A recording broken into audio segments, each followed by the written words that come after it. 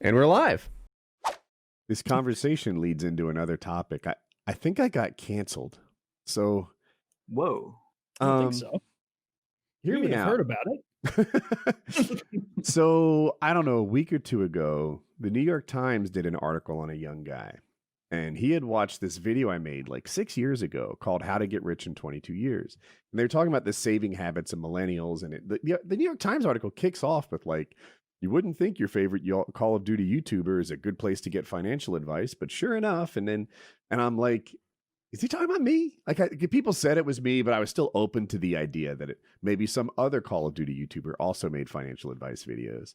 But then they linked to my video later on. It was called How to Get Rich in 22 Years or something like that. And New York Times did a little article, and I was tangentially related to it. So then CNBC reaches out to me. And they're like, Mr. Woodworth, like, we're doing this like financial education thing, and we'd like you to make some content with us. And I was like, I'm interested. This sounds kind of neat. I don't think it's a big financial opportunity, or even I don't even know if it's paid, but it just seemed kind of neat to be working with CNBC, and they were going to have their graphics department like your heroes. Put my heroes at CNBC. You're thinking of MSNBC, maybe. CNBC is a financial news network. Oh, MSNBC is your heroes. I understand. Okay. Okay. So will Rachel Maddow be there? MSNBC. How funny would it be if you saved like her from bankruptcy? I don't think CNBC is political at all. But anyway, back on topic. So then they were like, "Hey, questions about PKA," and I was like, "What is that?"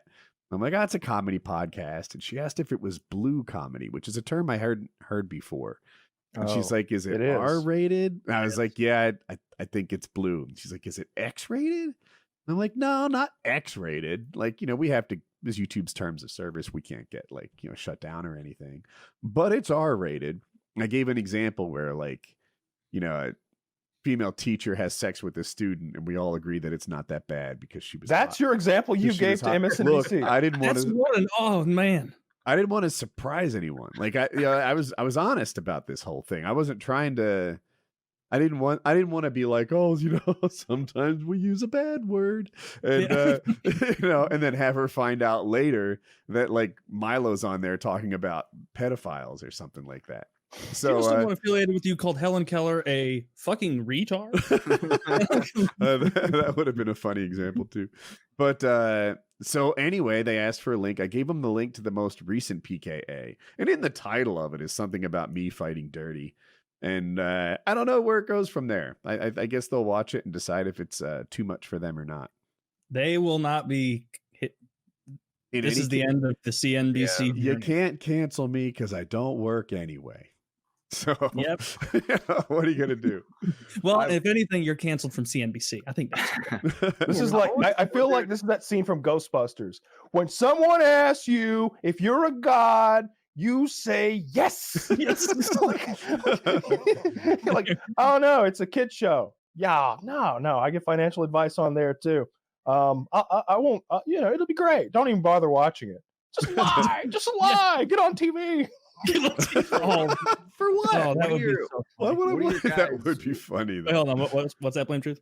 What are your guys like?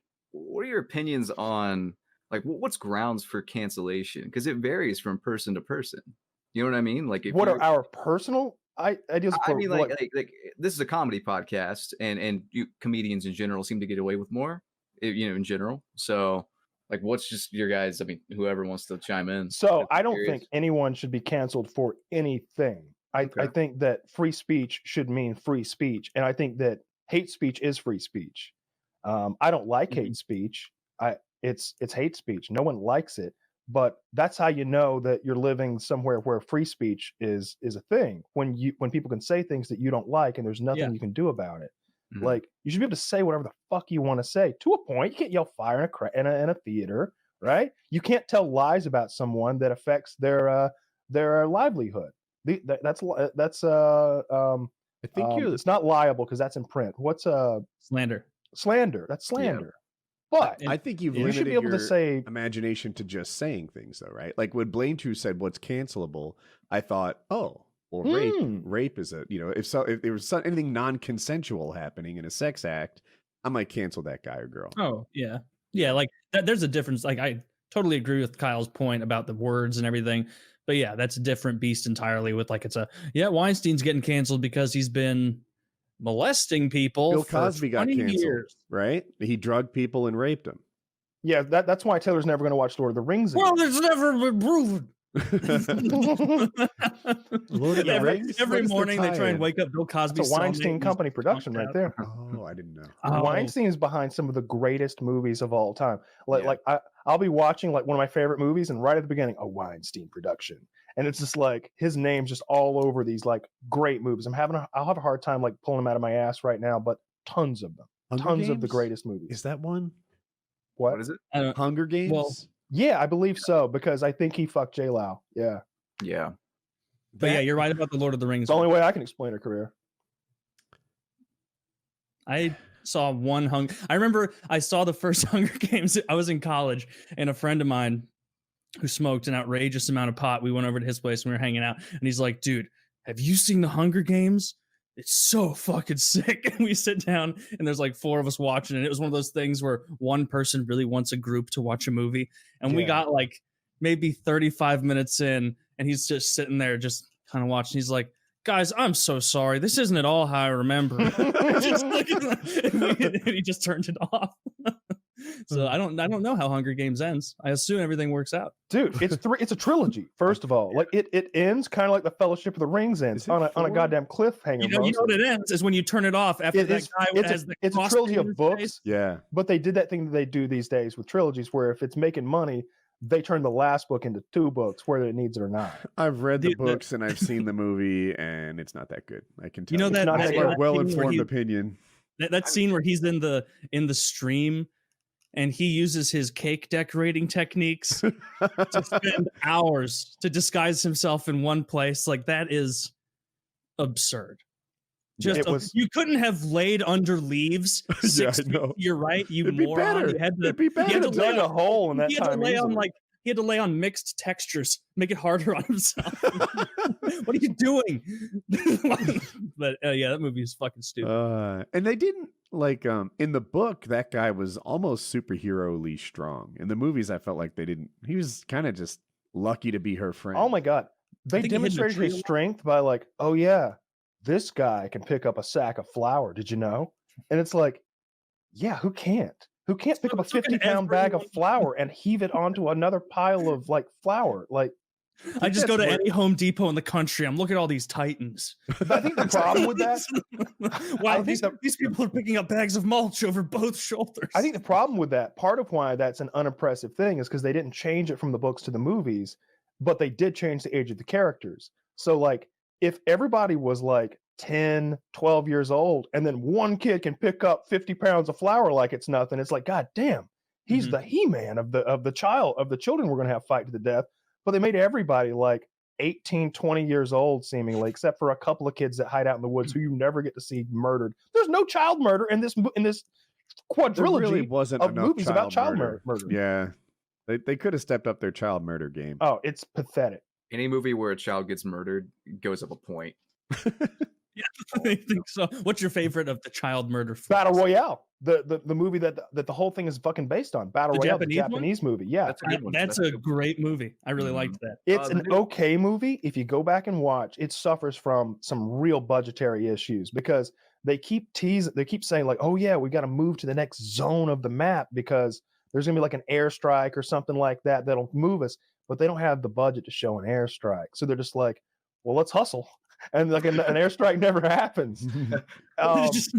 If there was a remake of that was as edgy as that, with like children like seducing each other and murdering each other, that would be a hell of a movie. And actually make them fucking children. Look, if you don't want to deal with the topic and the subject matter of children fighting each other to the death, then don't tackle it at all. Don't half-ass it. Don't say, yeah, we're gonna have a movie about children fighting each other.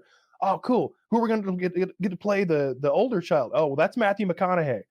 Oh, okay. And the youngest child? That's Tobey Maguire. Okay. Don't worry. Put Looks yourself very young. in Weinstein's shoes, though, Kyle, and be like, let's cast people I can fuck. We're going to have Jennifer Lawrence in this film, and I can't name the other actors. You guys know me, but we just need a whole roll of supple 19 to 21-year-olds. Have you guys seen the Jeepers Creepers movies? Oh, yeah, I've seen all of them. Director's a straight up pedophile, but still has work because he is time. Yeah. Mm-hmm. He actually did a movie with children and we'll say interesting scenes in their underwear. Is that the same guy who directed Powder? I think that's the movie. It's about that that albino kid with the lightning, and he has like some sort of like telepathic powers or something.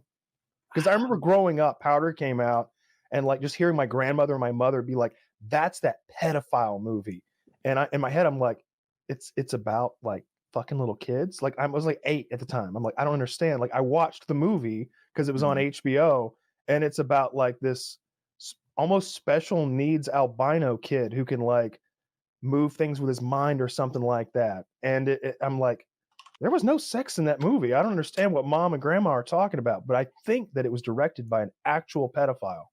I think that's the movie I'm thinking of. Yeah, Victor Salva's the guy. Yeah. He I think pled guilty to lewd and lascivious conduct and oral sex with a person under 14 and the procurement of procuring a child for pornography. Mm-hmm. And the sentence prior says that he did in fact own a lot of his own child pornography. He served 15 months for that. 15 months? 15 months. Learned his lesson. Mm-hmm. I guess. No. Jesus Christ. And he's still directing? He is, yeah. All the Jeepers Creepers, I think. And let me actually check IMDb real quick. You know, Blue's Clues. Yep, I'm trying to think of more kid shows. Dora the Explorer. Train. Yeah. He signs on to produce it, and he's furious that she's the cartoon. What? You got? I thought this was a live action show with a 5-year-old Mexican girl. What are you talking?